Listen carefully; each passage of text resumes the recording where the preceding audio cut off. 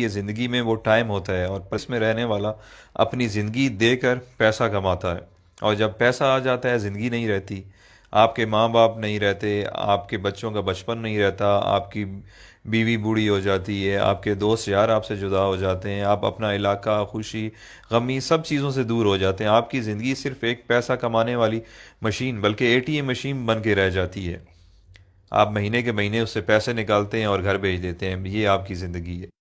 پردیسی بندہ جب ایک دو سال بعد گھر واپس جاتا ہے تو اسے سب کی شکلیں تبدیل ملتی ہیں، بچے بڑے ہو گئے ہوتے ہیں، جو جوان ہیں وہ بوڑھے ہو گئے ہوتے ہیں، اور اس سے بڑا ظلم کیا ہوگا کہ وہ جب واپس آتا ہے ملک سے، آتے ٹائم گھر والوں کو کہتا ہے اچھا میں چلتا ہوں، 2 سال بعد فلاں مہینے میں آؤں گا۔ اس سے بڑی زیادتی اور کیا ہو سکتی ہے؟ اتنا مجبور ہے کہ 2 سال بعد اس کو آنا ہے، وہ اپنی مرضی سے جا بھی نہیں سکتا۔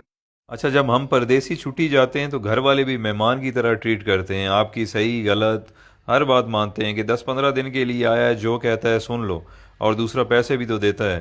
میں نے بہت سارے پردیسی لوگوں سے ڈسکس کی ہے، جب وہ 30-35 سال گزارنے کے بعد ملک واپس لوٹتے ہیں تو ان کے بچے بھی ان کی عزت نہیں کرتے ہیں، کیونکہ انہیں آپ کی عادت نہیں ہوتی ہے۔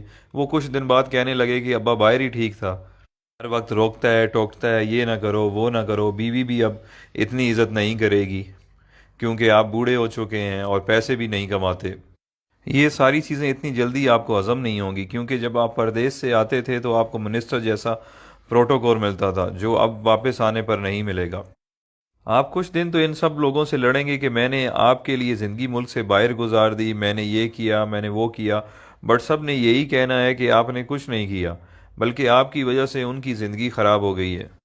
فائنلی دل برداشتہ ہو کر آپ نے ایک کونا پکڑ لینا ہے، بیٹھ کے سوچتے رہنا ہے کہ میرے ساتھ ہوا کیا ہے، میں نے کیا کیا ہے۔ اس دوران لوگ آپ کو پاگل نہیں تو کم از کم یہ کہنا ضرور شروع کر دیں گے کہ بڈھا کھسکا ہوا ہے، اس کی باتوں پہ زیادہ دھیان نہ دیا کریں۔ آخرکار لوگوں کے بیہیویئر رویوں کو سوچتے سوچتے آپ حقیقت میں پاگل ہو جائیں گے اور اپنے خالق حقیقی سے جا ملیں گے۔ یہ ہے پردیسیوں کی زندگی کی سٹوری، جس میں خود بھی شامل ہوں۔ جو پردیس میں رہتے ہیں وہ میری باتوں کو اچھی طرح سمجھ رہے ہوں گے، کیونکہ جس پہ گزرتی ہے وہی جانتا ہے۔ اب آپ مجھے بتائیں اچھا فیصلہ کیا ہے؟ ایک طرف پیسہ اور صرف پیسہ ہے، اور دوسری طرف زندگی جس میں ماں باپ ہیں، بچے ہیں، بیوی ہے، دوست یار ہیں، اپنا ملک ہے، سب کچھ ہے۔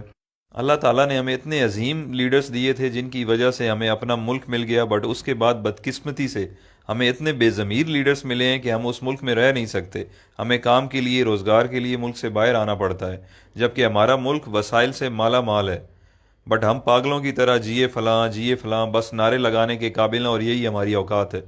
جس دن کرپٹ لیڈرز کو آپ نے جوتے مارنا شروع کر دی، اس دن آپ کو کمانے کے لیے ملک سے باہر نہیں آنا پڑے گا۔ یہ کرپٹ لیڈرز اپنی اولاد کی غیر موجودگی میں علاج تک نہیں کرواتے، اور ایمانداری سے پردیس میں ایک محنت مزدوری کرنے والا غریب انسان اپنے ماں باپ کے جنازے پہ نہیں پہنچ سکتا۔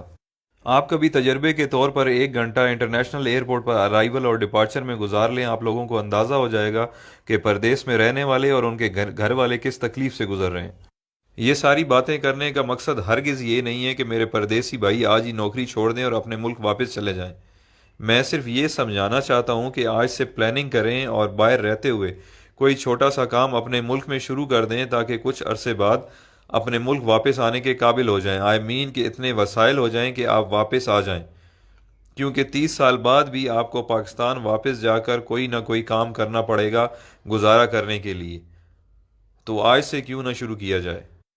سب سے اہم چیز جو ہے وہ ہے آپ کی ڈائریکشن۔ فار ایگزامپل، آپ پنڈی کی طرف منہ کر کے چلنا شروع کر دیں اور آپ کی خواہش کراچی پہنچنے کی ہو، آپ جتنی بھی جان مار لیں آپ نہیں پہنچ پائیں گے، کیونکہ آپ کی ڈائریکشن غلط ہے۔ تو سفر شروع کرنے سے پہلے اپنی ڈائریکشن درست کریں، آپ جیسا سوچیں گے، جیسا چاہیں گے، اللہ تعالیٰ اسی سے آپ کو نوازے گا۔ تو بڑا سوچیں، بڑا خواب دیکھیں۔ جب دینے والے نے کوئی حد، کوئی پابندی نہیں لگائی تو ہم خود کو کیوں لمیٹڈ کریں؟ بزنس ہو، ایجوکیشن ہو یا نوکری ہو، سکسیس آپ کو اس فیلڈ میں مل جائے گی، بٹ دیکھنا یہ ہے کہ جس کی جستجو آپ کر رہے ہیں یا جو خواب آپ دیکھ رہے ہیں اس کی اہمیت، ویلیو کیا ہے۔ اگر آپ کی خواہش پڑھ لکھ کر سرکاری نوکری کرنا یا ٹائی والی نوکری حاصل کرنا جسے آپ وائٹ کالر کہتے ہیں، یا آپ بزنس اس پرپس کے لیے کر رہے ہیں کہ چلو سکون ہوگا، کچھ کام نہیں کرنا پڑے گا، تو بھائی آپ کے خواب بہت چھوٹے ہیں۔ دنیا میں بہت کچھ ہے۔ کام ایسا سلیکٹ کریں کہ اگر آپ منزل پر پہنچ جائیں تو آپ اپنے اور اپنے گھر والوں کے ساتھ ساتھ خاندان، محلے، گاؤں، شہر اور معاشرے کے لیے فائدہ مند